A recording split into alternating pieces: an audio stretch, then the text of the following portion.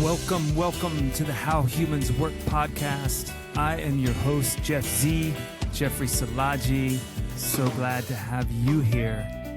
Season 1 is afoot, and we are kicking it off by exploring not just human nature, but particularly the facet of fathers and fathering, the impact and the influence they have on the lives of my guests. Hold tight, stay tuned, and listen in because we are about to journey into a series of conversations. It is incredible. Let's get into it. Let's get started. Here we go.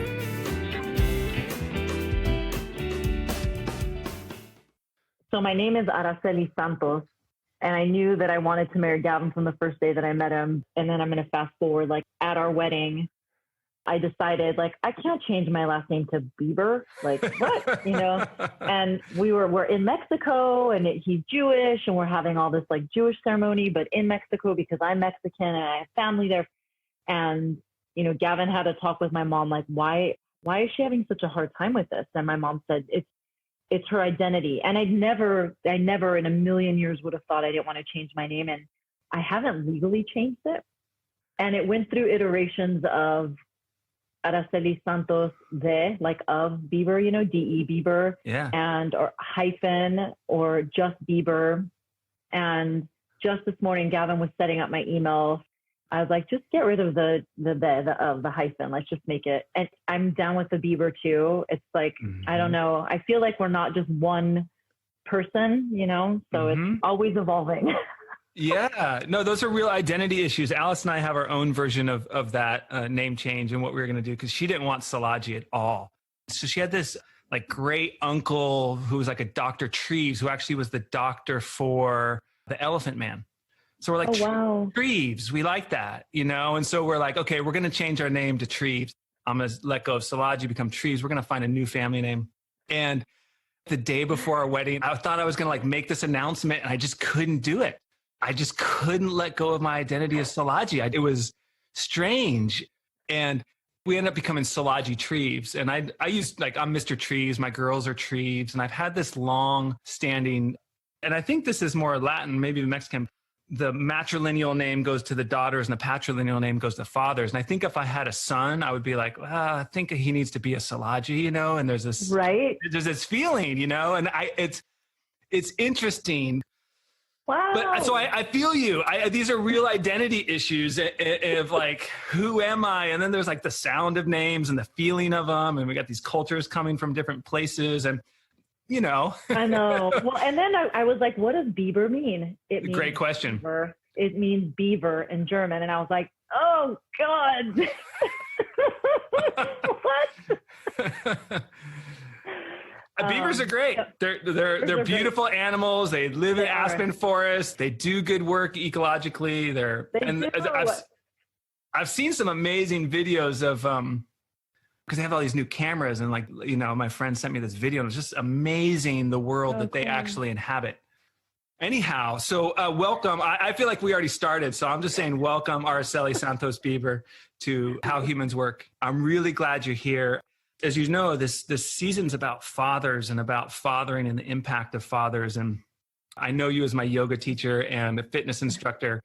And like I said a minute ago, I see you as much more than that in terms of how you hold yourself in the world and the spirit you bring in the world. And so my interest is okay, here's this lovely spirit from Salinas who has a really beautiful relationship with her father, as far as I can tell, and who embodies values and grace in the way I've known you in really terrific ways. And I thought this would be a really interesting conversation.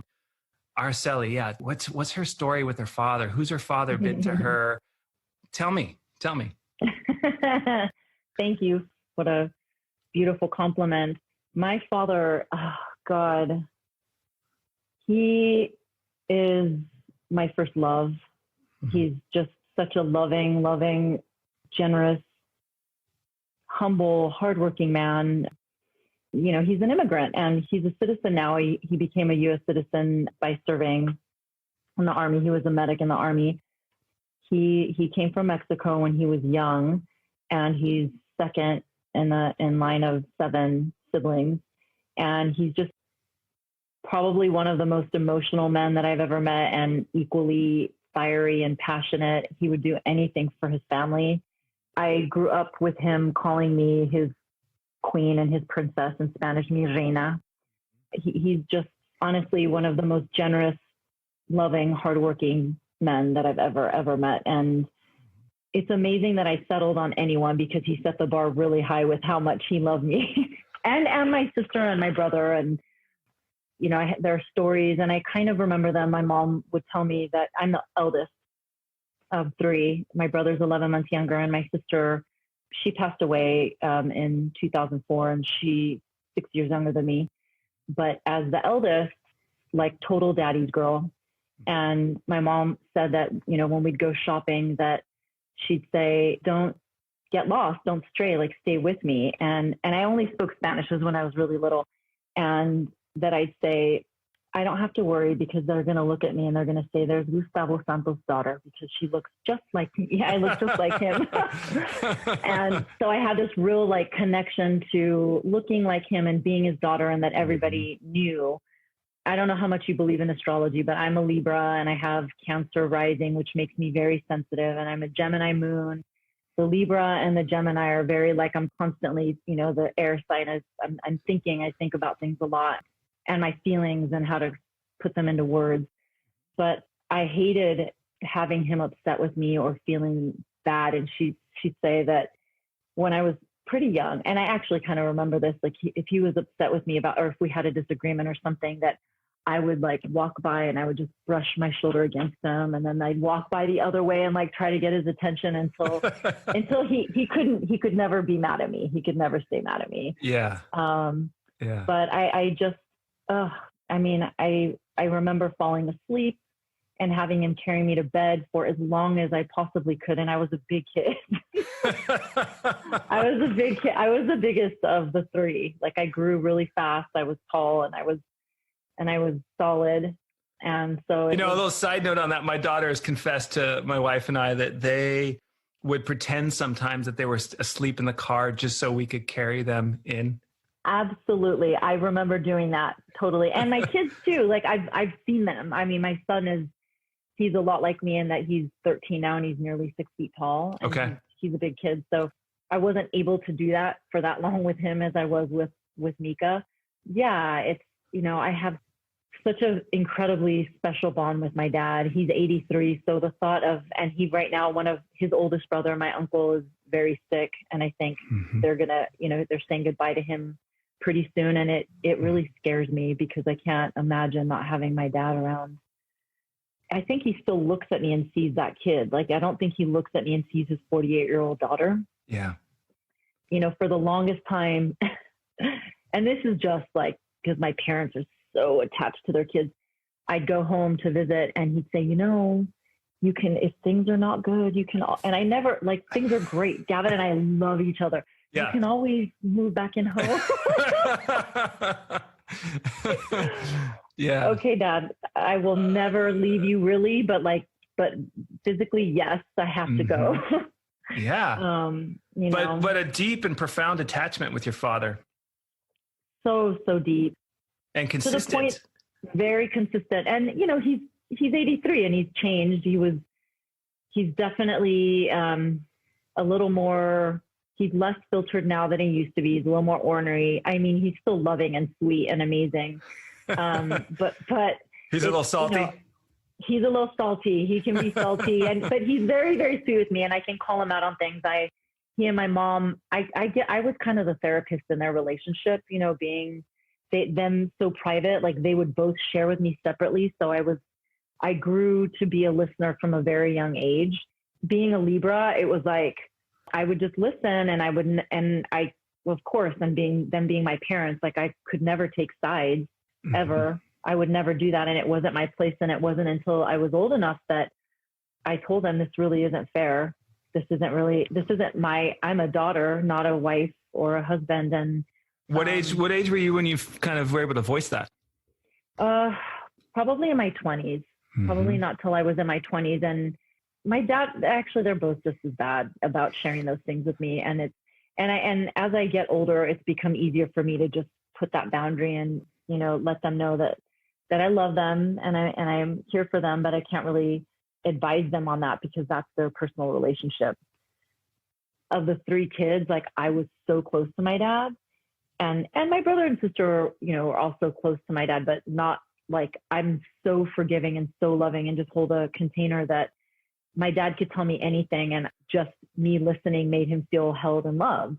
Yeah. Where, my brother or sister might be like, have a little attitude or, well, you da da da da da. And I would just kind of listen and let it be. Yeah. It's an interesting thing.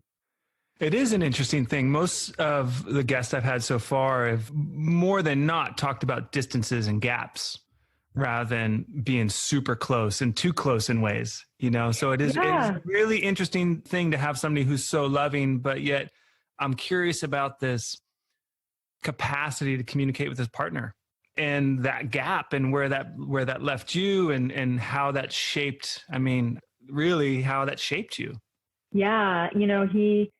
My mom and dad are 9 years apart. It's interesting because I only know what they've shared with me, so I don't really know a whole lot of intimate details, and I can only assume. But yeah, they had trouble communicating, and they're not as alike. Like my mom is very creative and romantic and poetic, and she writes poetry and she likes to paint, and she's really into art. And she's also a Libra like me, although we're different. And my dad is a realist. My mom is religious and my dad is like science and he believes in aliens and it's like so different, and yet still they've been together over 50 years. Amazing. It's amazing. And for me, from a very young age, I don't know where I read this or where I got this or if it was just something that I knew or heard somewhere, but I always knew that whatever their issues were, like I would unravel that, like I would undo that, like, and not just me, but like the next generation is always bettering and bettering and bettering and bettering. Yes, and so yes. For me, it's not about having that. In fact, my relationship with Gavin couldn't be more different. It's like he is my soulmate and I adore him and we communicate so beautifully. And even when I explode or he explodes, I thrive on needing to communicate and work things out. So I've had to learn to give the space and then come back in, but I could never not communicate and have that kind of gap that my parents have. And, now that I'm in a place where I have a college student who will be leaving soon, I don't feel the need to keep her bound to me. And in fact, I'm ready to let her go, no matter how much it breaks my heart. And just knowing that every time I left my parents, up until my 30s, maybe, they would cry. And it broke my heart, like saying goodbye. Their entire world is their children. And they have other interests and other things they do, but we are their like source of life. And so it's a miracle that my sister's passing didn't like take them out, like really take them out in a bigger way. Yeah. It's amazing. Yeah. And it's amazing that it didn't divide them. They did, work through that because they're so different and how they work through things. So to answer that question, how has it showed me all the ways I didn't want to be, for sure, without judging, without just knowing that they did their best. It showed me what I didn't want to be and what I did want to be. And, they have so many loving and beautiful qualities as parents, as a partnership, not so much. So 1938, Mexico? Yeah. What part of Mexico? The state of Jalisco. Okay. Yeah. In a small little town called Ameca. And what's your father's name? Gustavo Santos, but he was actually Jose Gustavo Santos, but my grandmother gave two of his other brothers the first name of Jose. So as soon as he could, he had it legally removed. He was like, no. Yeah, well, I can't but be amused by his need to individuate and yet not quite understand your need to individuate. Right? Yeah. And it's amazing though, because my dad, like being the firstborn, then being from Mexico, my mom came when, she was 19 and met him instantly, or 18.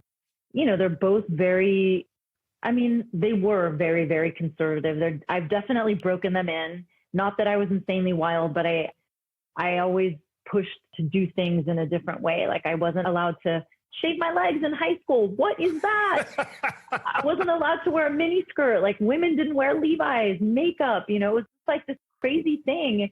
Yeah. And, I wore makeup. I put it on as soon as I got to school on picture day. And so they got to see it in my pictures, which is so nuts. I convinced my mom to let me shave my legs. I wasn't allowed boyfriends. They tried to keep me innocent. It was like they weren't respecting that I was like a force. And although I was very sweet, it was like, okay, well, then I'm sneaking out at night. Yeah. And I'm not going to tell you where I am. So it was the reason that I bring that up is, my dad was always like, I'm not allowed. And then now in my 40s, I'm like creating this story, and my mom is having, it all started with my sister. My newest one is Pink Yarrow, which is boundaries. It's my plant ally, which I take all the time. My mom sees them and she's like, what are you doing? Just because there's listeners, we're talking about the tattoos on your forearm right now. That's right. Yeah. And my dad, he's like, leave her alone. It's her body to do with what, as she pleases, like, and so it's such an interesting thing to now, I mean, obviously I'm 48 now, so he could still say that though. What are you doing? Why are you doing this? That's so disgraceful, but no, it's like, that's her body. It's her way of expressing herself. Let her be. Yeah. Well, those are Very great. supportive. Those are great stories. For me, I can relate with my own, if I understand the story of your parents right, I'm afraid of what I don't understand. But I can imagine coming from a small village, and coming to America and then raising kids, that would be a real challenge of parenting kids in a new culture. And I think it's, your parents aren't alone in that particular challenge. No, not at all. In fact, he's, as I said earlier, he's the second one in line of 7, and he has sisters. And so I think he came to the US, he was probably about 12 or 13 years old. Mm-hmm. His brother was 13 or 14. And so he had younger sisters, and, they pretty much grew up in California, right? Yeah. There. And he did too, for that matter. I mean, at that age. So by the time he went to the Army, those younger sisters were dating boys. They went to high school in California, and they were up to no good. And so he had this idea of like right and wrong behavior, even though he didn't know what they were up to, like finding that his youngest sister was pregnant, and they only found out like right before she was having the baby because she hid it. And, all this insanity. And my dad is like, his moral compass was like, his famous quote to me as a teenager in high school was, never do anything good that looks bad, and never do anything bad that looks good. Okay, I have to digest that one. Okay, say that one more time. Never do anything bad that seems good, that looks good, and never do anything good that seems bad, that looks bad. Like, don't do anything. Don't do anything. Basically, it was like, if I was out front with my boyfriend, he'd say, the neighbors can see you. Yeah. The neighbors can see you. Say, stop doing that. Like, don't do that. Like, everyone in town knew my parents. Mm-hmm. Like, my mom had a hair salon, so she knew everyone. I couldn't do anything or go anywhere without it's a lot like me, actually. My kids say, I know everyone. Small towns, right? Small town, but also just your position in it, your gift in it. I'm just sitting with the kind of paradox, like your family system's really intact, and your dad's really consistent. He's really there. He's really loving. And my kind of persistent question is like, how did your father find you? And in this way, he found you the whole time, if I understand your story right. Like, he was there, but there was this way you needed to find yourself apart from how he found you, because he was so ever present. I want to hear your favorite or another favorite story about like how your father saw you as his daughter. But then I want to also hear a story, if you would be willing, about how you had to find yourself as his daughter on your own terms. Because I think if I understand your individuation process, those are important pieces to it. They are. And I don't want to say wild, because I really wasn't that wild, but I was, because I was trying to establish myself. Mm-hmm. So as forward moving as I was in high school, and I was always younger because my birthday's in October. So I graduated at 17 when a lot of my peers graduated high school at 18 so I always felt younger in my peer group, but I also, as much as I felt like I wanted to advance more than I could, I feel like I have always been also cautious and slow moving weirdly enough. And so in the process of individuating myself from my dad, it took a while. I mean, I want to say even after I got married and even after I had my first child, and maybe not even until my sister passed away did that process really start to happen, because even though I knew I had this, and I have this kind of larger than life energy about me, like, and I really thrive on the one-on-one, there was a constant fear to share myself in a bigger way, in a larger forum. And losing my sister just drove that home even more, like was really traumatic. And obviously, huge feelings around that. And so in that time, her best friend, who was like a sister of mine, got married, and my sister would have been the maid of honor. So they made me the matron of honor. And of course, with that comes public speaking. It was the very first time that I actually gave like a little toast or a speech, and I thought I was going to die, and it was great and it was fine. And I did it. And then, not long after, one of my very best friends, who was also a best friend of my sister's, got married in Mexico, and she had over 200 guests at her wedding. And I was one of the maid of honors as well. And she's in advertising, and they know a million people, professionals. And right. I was crawling out of my skin. Gavin was there. My parents were there. We're all close to her and her family too. And Lucien, my youngest, was already born. He was still nursing. Thank God. It was the thing that got me out of my speech. Bad. Wow. Gavin had to go up and, give the toast for me. I mean, many things happened that night, but that's where I ended up having to be dealing with some other stuff. The big thing that came for me out of all this was I needed to stop hiding, right? I needed to really step into who I am. Yeah. And so I decided that I wanted to do a yoga training, and I'd been doing yoga for years. I decided to go to a Baron Baptiste training, and I didn't know anything about it. And I'll just give you a little insight into me. You said, do I have any questions? Do I want to know anything? I never ask questions. I just jump in. It's this crazy thing where I'm cautious, but I throw caution to the wind at the same time. So I take my time, but then I just dive in without asking questions. And so I sign up for this training. I go to Tulum, where it happens to be, all on my own. And I tell Gavin, don't expect me to teach. I don't know where this is going, but I know that I need to crack something open. Mm-hmm. And so I go to this training, and it's insane. It's not like the 200-hour that we do at Marin Power Yoga or anything that I could have ever imagined. This is like deep excavating work, really getting into, for me, and the work that they were doing, just taking me back to being a little girl, taking me back to fears, taking me back to so many things. Like there were 200 people. We had to public speak with a mic. The way that I stood in front of the crowd, I got called out. I had to stand with my feet open and my arms away from me. I had to like stare at everybody. I cried so much during that training. Yeah. And I grew so much. I was taken through a meditation that brought me back to my chubby little 5-year-old self. I got to say a lot of really beautiful things to her, and it was very, very, very beautiful and very sweet. And I get emotional every time I think about it. And, that was when I realized that I really needed to continue moving forward and taking steps and growing into myself, rather than continuing to make myself small, perpetuating this small thing and staying in a box of being a certain way, or needing to look a certain way or sound a certain way. And that really marked the beginning of that, me stepping into that path. The next big thing that I did was the MPY training, even though I had been teaching already. And it was really like a natural progression for me to then be one of the teachers. When I took it as a student, you do more excavating work, which by then I was like, this is a walk in the park compared to the Mexico trip. That was literally, I crawled out of my skin for almost a week.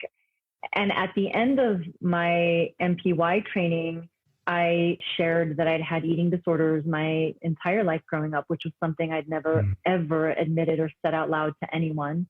And that was like a weight, lifted off my shoulders. And I shared about, my sister's passing, which was suicide, and how I'd never really done anything to honor it. And I had this burning desire to do that.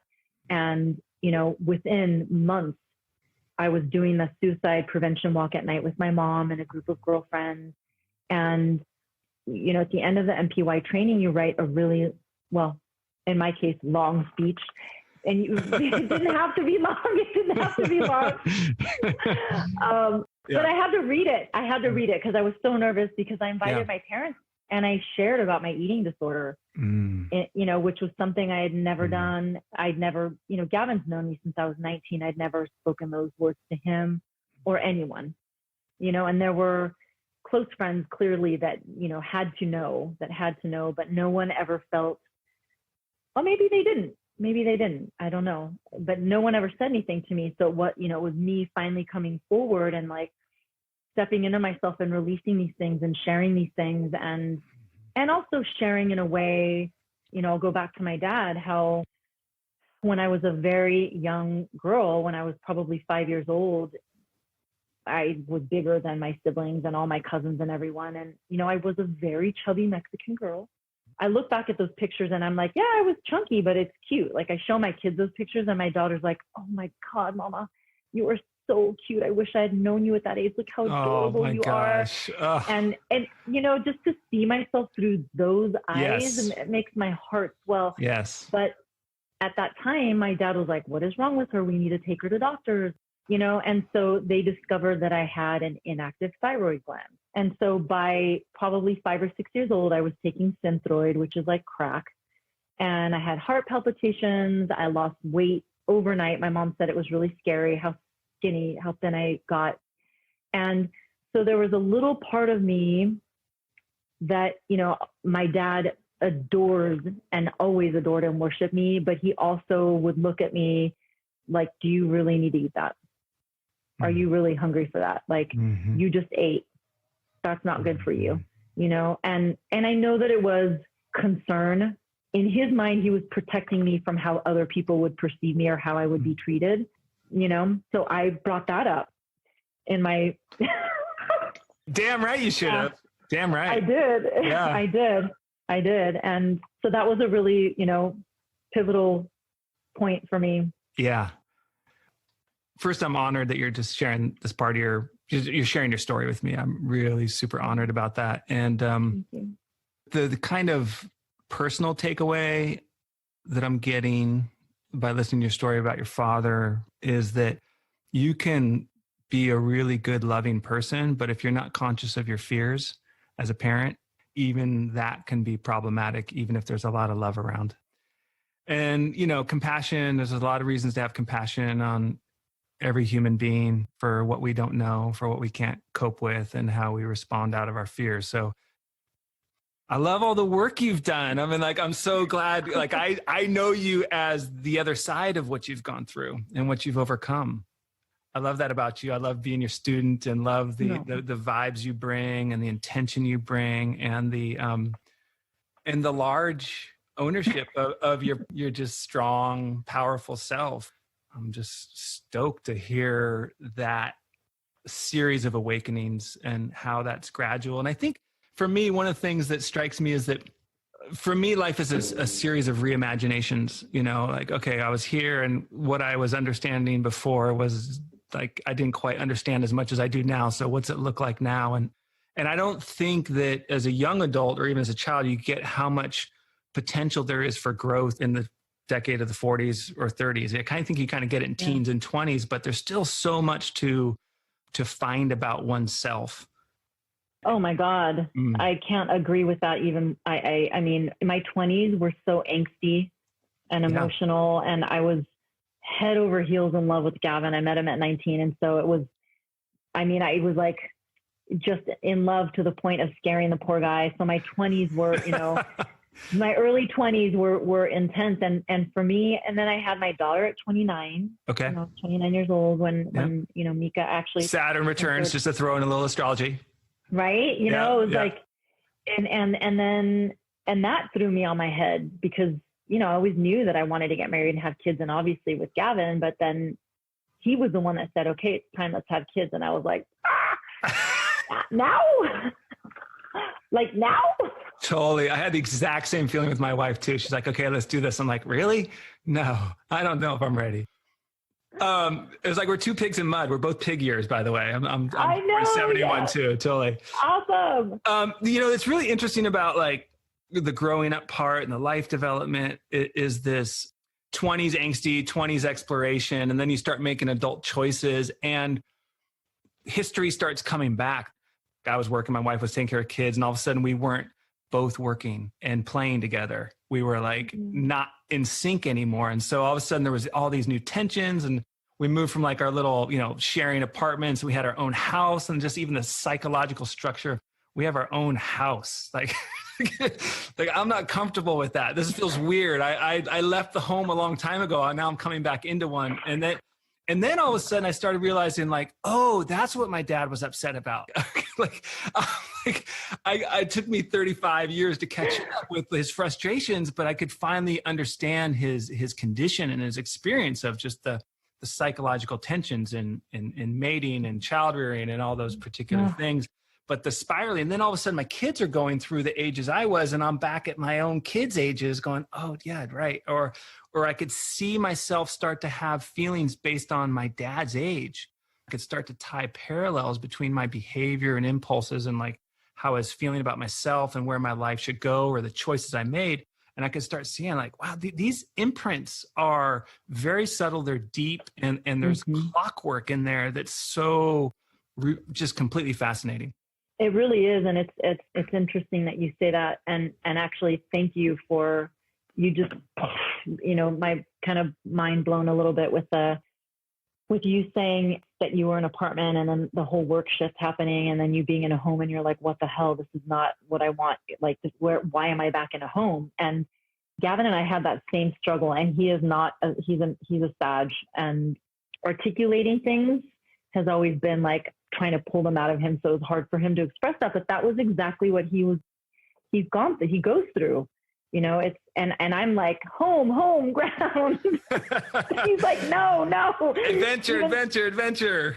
Yes. Totally creative adventure. Yeah. He's down making music in a studio right now. Each generation of men, I think, has their own struggle with, okay, how do I move into this territory of fatherhood, of partner, all those things. So from your point of view, how did you help him through his own transformations of, to be where he's at today?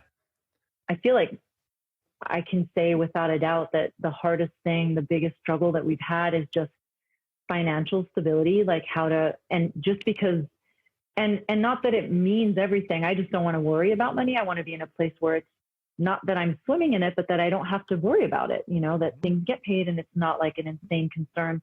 And, growing up, like my dad provided. He didn't go to college. Gavin's an Ivy League graduate. So there's this pressure from my dad also. What kind of job does he have? What does he have, a 9-to-5? Like, does he have a 401k? Like, how's he providing? Like, how are the kids' colleges going to get paid for? And, and it's, for the longest time, it was like, oh, Dad, we like adore each other. We love each other. And I do continually come back to that. I'm going to jump around a little bit because, my brother is highly successful. He has more money than he knows what to do with. He's also workaholic, and he's divorced, and he doesn't have love. And he has a son who has everything that he could ever want, who has a broken relationship with his mom. Yeah. And it breaks my heart, but I just constantly, have to say, I may not drive this car or have that in the bank or have a 401k. And I may have to get really resourceful about how I'm sending my daughter to a private university or how my son is in private school, which, hello, they're in private schools. That's crazy. I'm so grateful for so much. Yeah. But I can tell you that I have so much love. I have so much love. And at the end of the day, no matter what struggles ever had. I wake up every morning and I'm just so grateful for the love that I have in my life, and that, you know, Gavin and I have the love that we have. It's a really beautiful thing. And I often also pray to love him in the same way that he loves me, because he just adores me. And I love him, but he's just so good at, like, you know, showing it all the time. Yeah. How have I helped him grow? I feel like at some point I made a commitment to myself that I couldn't fix him, and that I should never want to fix him, because I loved him, and I fell in love with him for who he is, not this idea of who I want him to be. I made a commitment to myself to lead by example. So if there was anything that ever annoyed me or bothered me, or instead of being that like lectury or that like nitpicking wife, I would rather just be the best version of myself and lead by example. Unless it was something that really required talking through, like parenting.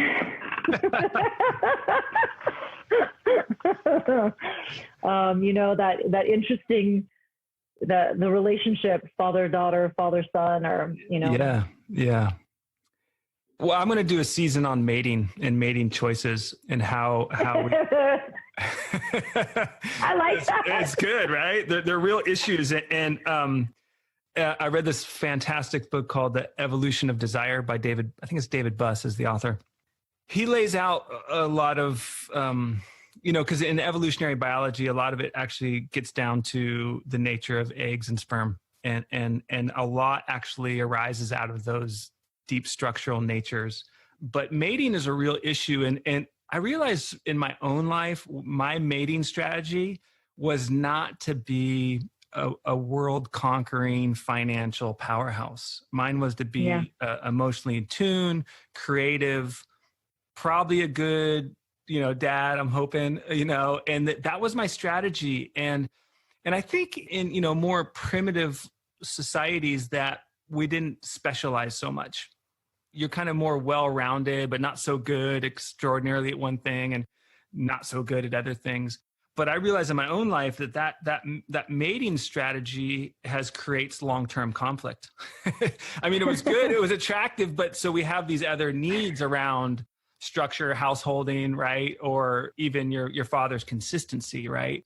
Right. So we don't, when we're young and we're in love, we don't fully grok, what's at stake with a relationship and the way and the nature life succeeds. So I really appreciate those struggles, because I identify with that in my own path of like, God, to be creative in this world is hard to feel valued. But I think you're highly valued and respected in your community in so many ways, especially as being one of your students. But you started talking about your commitment to love, and I think that's a place of wisdom that you hold in the world. And I'd really love to hear a little bit more about that conversation that you have with yourself and with the world, and the importance of loving. And you've alluded to a few things. You wake up every day, you work with your gratitude. You say, look, I'm not going to be the complainer. I'm going to be the person who embodies this value. But I'd like to invite more of that out. So I'm going to start with when I was a very little girl.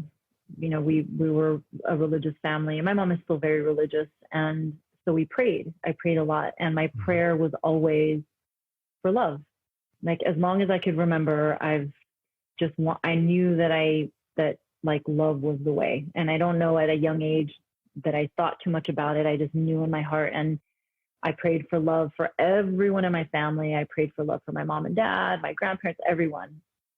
And as I got older, that feeling of love in the world grew, like just approaching everything with a wide open heart. Not necessarily like vulnerable, but just authentic. And that hasn't changed. At one point, my first tattoo was on my ankle, and I didn't know that I had a Cancer rising. I'm obsessed with moons. I got a crescent moon with a Chinese character that stands for love in my ankle. Told my mom that it was henna, that it would go away. It never did. And so love has always just, like, it was many of my passwords very young. And I stopped praying at some point, even though Gavin being Jewish, I did go to shul with him, and there was a different relationship with religion at that point. It felt more ancient, like it just felt really old, and the music really spoke to me. I felt like it took me somewhere original. But somewhere in the last 6 or 7 years, I started praying again. I have a group of soul sisters that are they're part of this group called the Medicine Path, and it's in Berkeley, and it's Native American prayer group or church. They call it a church. And I didn't really know the first time I went what it would be like. They invited me to this thing and just said it would be really beautiful. And because I felt drawn to them and close to them, and I just knew it was something that I'd like. And it turned out to be like prayer, like in public speaking mode, kind of like in a dome, like a yurt. My initial, when I heard them saying God and thank you, God, I was like, oh, this is really overwhelming. I had no idea. I'm back in that house I thought I left moment, right? Totally, yes. Totally. But then it quickly, and I refused, of course, just being my father's daughter. I was like, creator, the universe. I had a hard time saying God. I don't know why. I want to interrupt because I have this funny story where I was living in San Diego at the time, and I went to a tryout for, it was a dance show. It wasn't Blue Man. It was some other thing that I just was not equipped for. But anyways, I met this woman, and she was an actress, and we were kind of dating, and she was part of a choir, and I went to this like African-American gospel church, and they're like, anybody want to come up and like, hey, take Jesus in their heart? I'm like, no, I can't do that. I've tried that Jesus thing before, and I can't take it in. Like Van Morrison Jesus, I'll take in every day, but like the church version, it doesn't work. And then they're like, how about the Holy Spirit? I'm like, okay, I'll get up for that. And so I'm up there, and he's trying to slip in Jesus on me in that moment. And I'm just in the same spot you are. I'm like, Holy Spirit. He's like, and take Jesus in your heart. I'm like, Holy Spirit.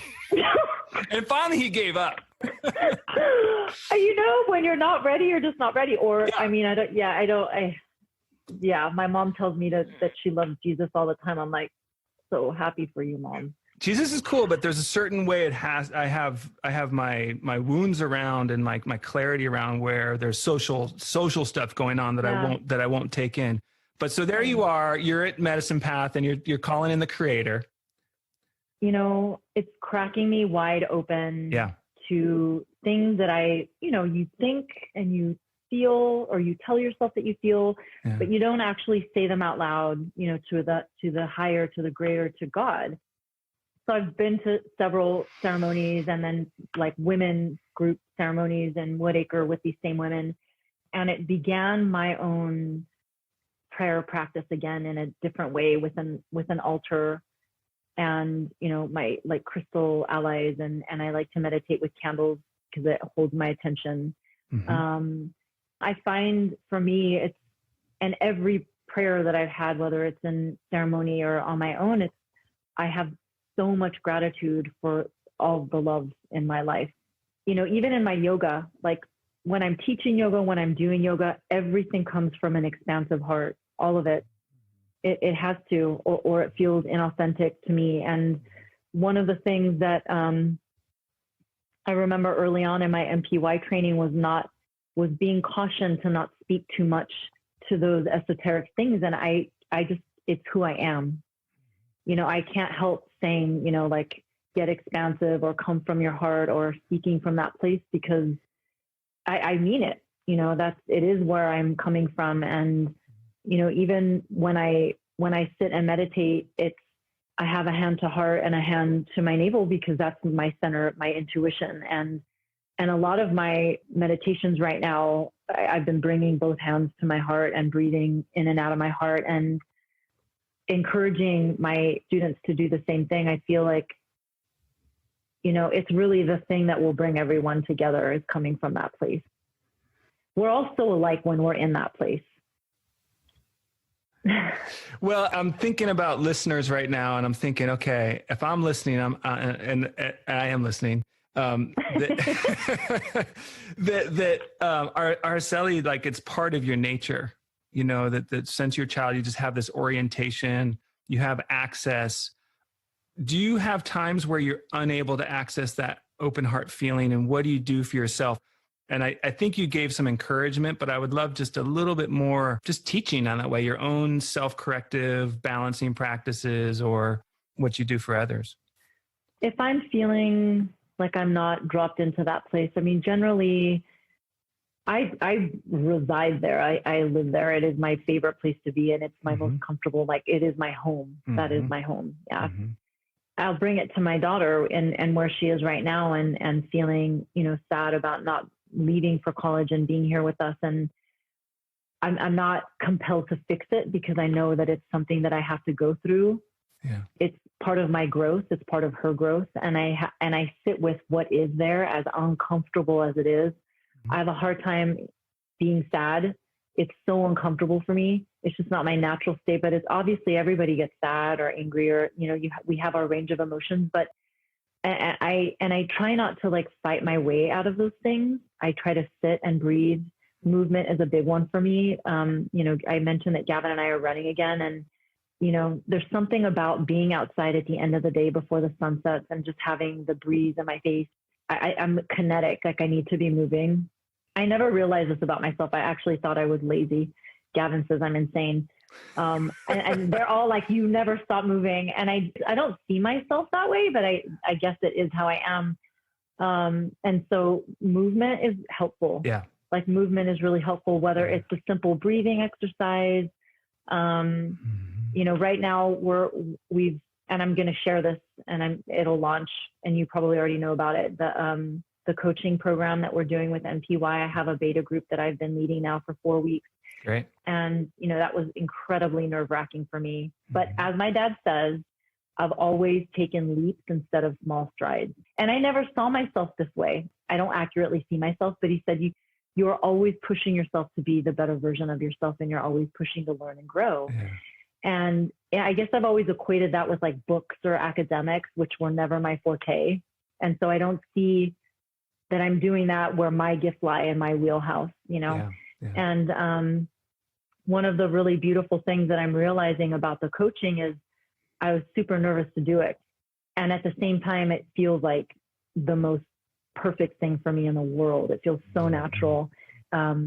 These week-long meditations and things for these, I happen to have all women, for these women in my group. And it feels really fulfilling. And it's all coming from a place of genuine love and listening. Yeah, tapping into the listening that I did a lot with my parents as a kid, and really hearing, you know, what they're needing.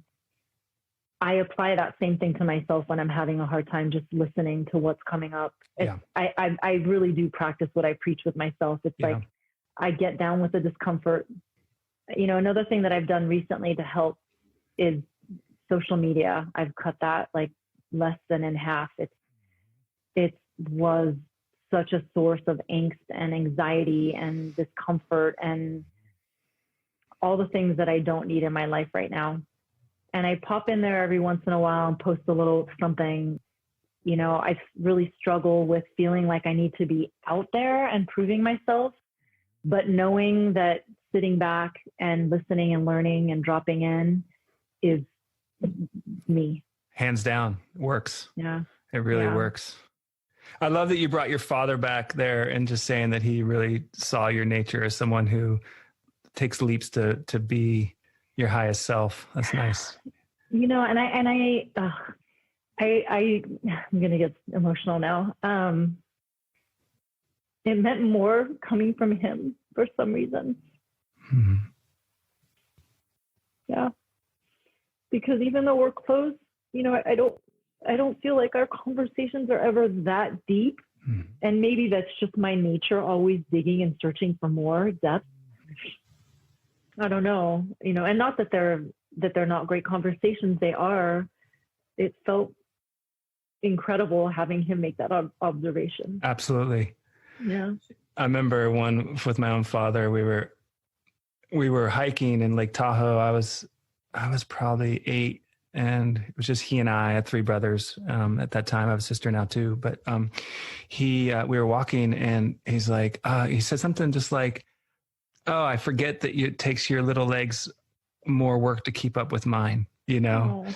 And there was just that kind of like, okay, yeah, he got me in that moment. Yeah. You know, he got my experience. And particularly when I wasn't even thinking of it myself. So I see that some of my conceptions of myself, there's certain things that I just can't see well about myself. And so, yeah, it's a beautiful thing to have it come from your father. Yeah. And that's exactly it. You know, I said this to someone recently, I can't remember who, and it's true. Someone said it to me that we will actually never, ever see ourselves. You will never know what I see. You will never hear what I hear. It's all tainted with, you know. That's a season in itself. Totally, right? Like self-identity, self-image versus reality. True, yeah. But I'm interested in those things. Those things are really fascinating. So listen, I want to give you an opportunity to ask. You've opened up a great deal and I'm touched by it, but you're welcome to ask me anything if you feel called to. If you have a question for me. I do. And I just have to say that I equally, like, I love having you as a student. It's, you know, you're always so warm, and I can feel that you're, you know, a heart-centric and authentic person also. And I love that I know you, and thank you for inviting me in to do this. Yeah. Great. What brought you to this work? Which work? What, like this podcast is digging like this, what we're doing. Yeah. Well, it's a really good story. I mean, to me, it's a good story. Let's see if it's good for everybody else. But I made a commitment when I was 25, and Alice and I started dating, and I was reading Homer's Odyssey. The way Alice and I started our relationship's pretty special in that I was in a room, it was Thanksgiving. We'd met each other at a conference a couple months earlier, and I was playing this bamboo saxophone down on the peninsula in San Gregorio near the beach. And I looked up in the doorway, and Alice was there looking at me, and I knew that she was my soulmate. So I looked down and I took another look, and I'm like, yeah, there's something, she's it, you know? And so I spent the rest of the night trying to follow her around and talk to her, and it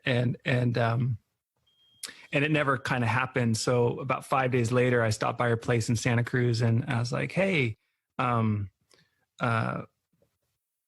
what happened for you the other night?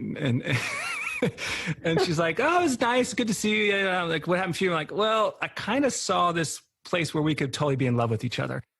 And I just told her that. I just put it out because I didn't know. I was nervous as fuck. I was so nervous. And her old boyfriend had moved out his final stuff that day. So she was like, oh my God, she lit up. And then she's like, wait, I'm not so sure about this.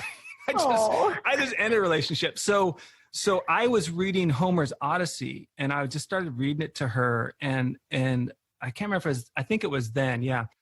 But I realized that the story of lost fathers is a long journey, you know, of fathers struggling to men and masculinity to be at home. And I identified, and I saw my own father relationship, my own wounds and stuff in my journey. And so it was this convergence of the Odyssey and my start of my relationship with Alice. And anyways, I hadn't thought about it much. And then about 2 months ago, I was up in Tahoe, and I just was like, okay, I'm going to do a podcast. I'm going to talk to 10 people about their fathers. And it's been such a great renewal, because I made a commitment that, you know, even the Buddha story troubled me, right? If you know the Buddha story. No. Right? So Buddha was the prince.